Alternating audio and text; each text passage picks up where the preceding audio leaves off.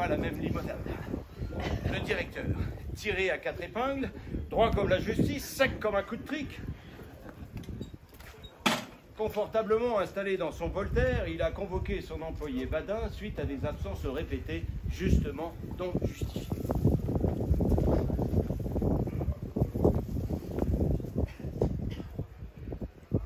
Asseyez-vous, Badin.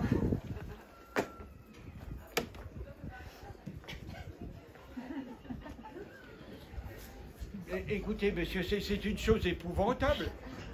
Mais c'est là ma vie, cependant. Tous les matins, je me raisonne, je me dis, va au bureau, Badin, voilà plus de 8 jours que tu n'y es allé. Je m'habille alors et je pars. Je me dirige vers le bureau, mais oui, j'entre à la brasserie. Je prends un boc, 2 bocs et 3 bocs. Je regarde marcher l'horloge, pensant quand elle marquera l'heure, je me rendrai à mon ministère. Malheureusement, quand elle a marqué l'heure, j'attends qu'elle marque le quart. Et quand elle a marqué le quart, j'attends qu'elle marque la demi. Oui, quand elle a marqué la demi, vous vous donnez le quart d'heure de grâce. Et pas parfaitement. Après quoi, je me dis, il est trop tard.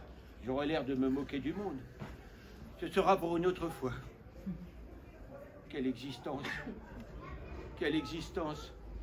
Moi qui avais un si bon estomac, une si belle gaieté, un si bon sommeil. Je ne prends plus plaisir à rien. Tout ce que je mange me semble amer comme du fiel. Si je sors, je longe les murs comme un voleur, avec le regard aux aguets. Si je rentre, c'est avec l'idée que je vais trouver chez le concierge mon arrêté de révocation. Je vis sous la crainte du renvoi, comme impatience le couperait. Adieu. Question, monsieur Badin, est-ce que vous parlez sérieusement? Ah, mais j'ai bien le cœur à la plaisanterie. Et réfléchissez donc, monsieur le directeur. Les 200 francs qu'on me donne ici, je n'ai que cela pour vivre, moi. Que deviendrai-je le jour inévitable, hélas, où on ne me les donnera plus, car enfin, je ne me fais aucune illusion. J'ai 35 ans, âge terrible, où le malheureux qui a laissé échapper son pain doit renoncer à l'espoir de le retrouver jamais. Oui, ah, ce n'est pas gai tout cela. Aussi, je me fais un sang. Monsieur, j'ai maigri de 20 livres depuis que je ne suis jamais au ministère. Regardez plutôt mes mollets. Je ne dirais pas des bougies. Et si vous pouviez voir mes reins, des vrais reins de chat écorchés. C'est lamentable. Tenez, monsieur, nous sommes entre hommes. Nous pouvons bien nous dire cela. Ce matin, j'ai eu la curiosité de regarder mon derrière dans la glace. Eh bien, j'en suis encore malade, rien que d'y penser. Quel spectacle! Un pauvre petit derrière de rien du tout. Gros à peine comme les 2 poings.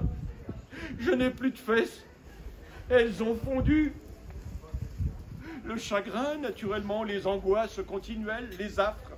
Avec ça, je tousse la nuit. J'ai des transpirations, je me lève 5-6 fois pour aller boire au pot à eau. Ça finira mal tout cela, ça me jouera un mauvais tour.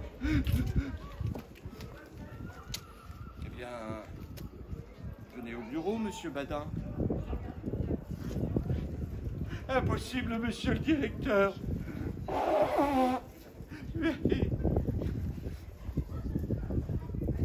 Et pourquoi?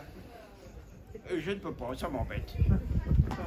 Ben, si tous vos collègues tenaient ce langage, je vous ferai remarquer, monsieur le directeur, avec tout le respect que je vous dois, qu'il n'y a pas de comparaison à établir entre moi et mes collègues. Mes collègues ne donnent au bureau que leur zèle, leur activité, leur intelligence et leur temps.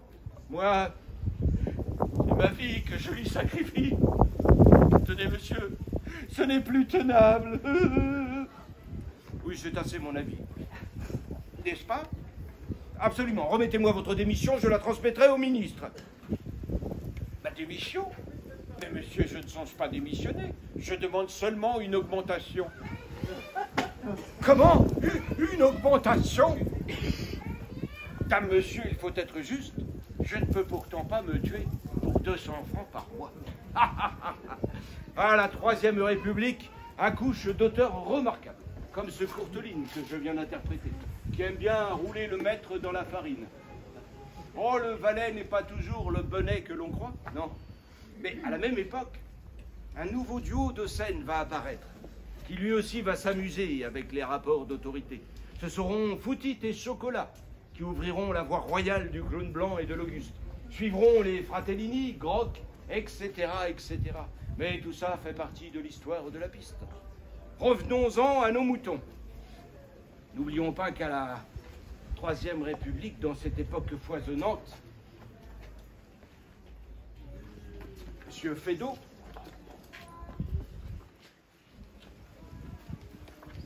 M. Labiche font les beaux jours du vaudeville. Tenez, je vous fais les deux pour 20 balles. Vous êtes dur en affaires. Mais vous voulez toujours briller sous les feux de la rampe.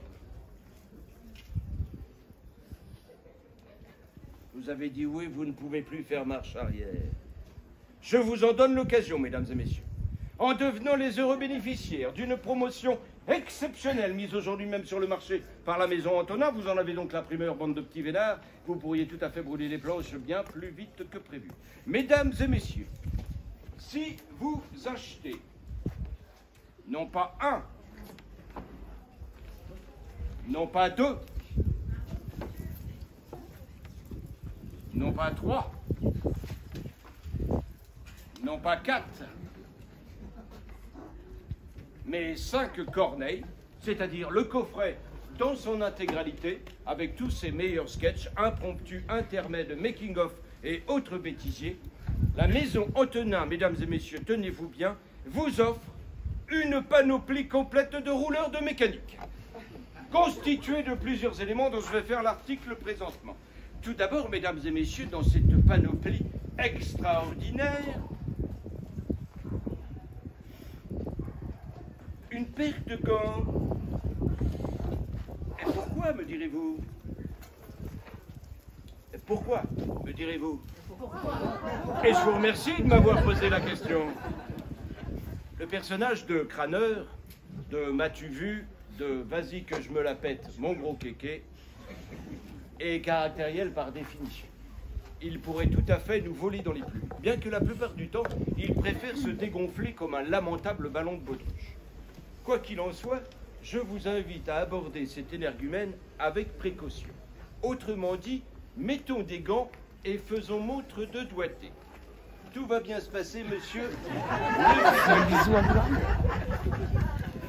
Ensuite, mesdames et messieurs, dans cette panoplie, un demi-masque artisanal dont vous pouvez admirer les reliefs.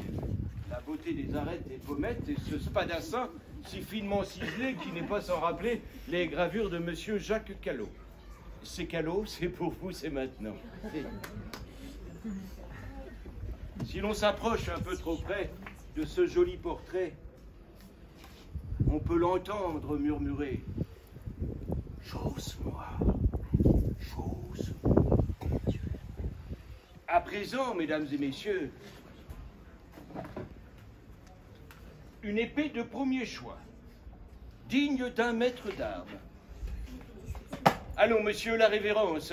Votre corps droit, un peu penché sur la cuisse gauche, les jambes pointant écartées, vos pieds sur une même ligne, votre poignet à l'opposite de votre hanche, la pointe de votre épée vis-à-vis de votre épaule. Le bras pas tout à fait si étendu, la main gauche à hauteur de l'œil, l'épaule gauche plus cartée, la tête droite, le regard assuré. Avancez, le corps ferme, avancez. Touchez-moi l'épée de carte et achevez de même. 1, 2, remettez-vous, redoublez de pied ferme, un saut en arrière quand vous portez la botte, Mireille. Il faut que l'épée parte la première et que le corps soit bien effacé. 1, 2, allons, touchez-moi l'épée de tierce et achevez de même. Avancez, le corps ferme, avancez, partez de là, partez de là. Un saut en arrière, en garde, monsieur, en garde.